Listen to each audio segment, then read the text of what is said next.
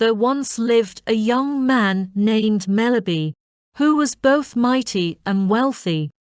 He had a wife named Prudence, and a daughter called Sophie.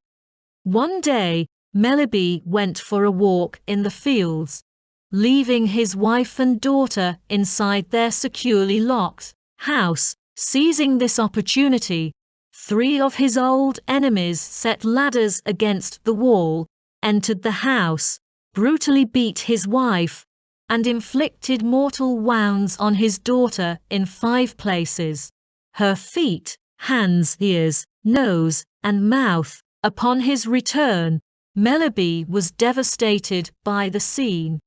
In a state of madness, he tore his clothes and wept bitterly. Prudence, his wife, calmed him and offered sage advice, drawing on various authoritative sources. She eventually suggested that he convene a group of people to hear their counsel on the matter. Following his wife's advice, Melibee gathered a large assembly to explain what had happened and seek their guidance. The advice he received was divided into 2 camps: surgeons, physicians, lawyers, and the elderly advised caution and a measured response, while his neighbors and the younger people urged immediate war. Melibee was inclined towards waging war, but Prudence urged restraint. A debate ensued over which course of action to take, with Prudence ultimately prevailing.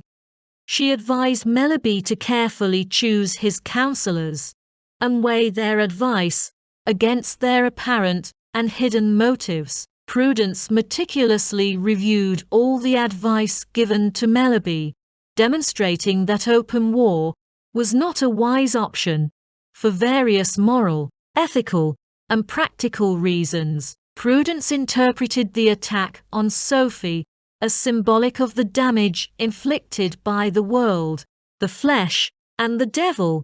Her remedy was to negotiate peace and leave everything to God's grace and forgiveness. The 3 enemies responsible for the deed were found and brought before Prudence.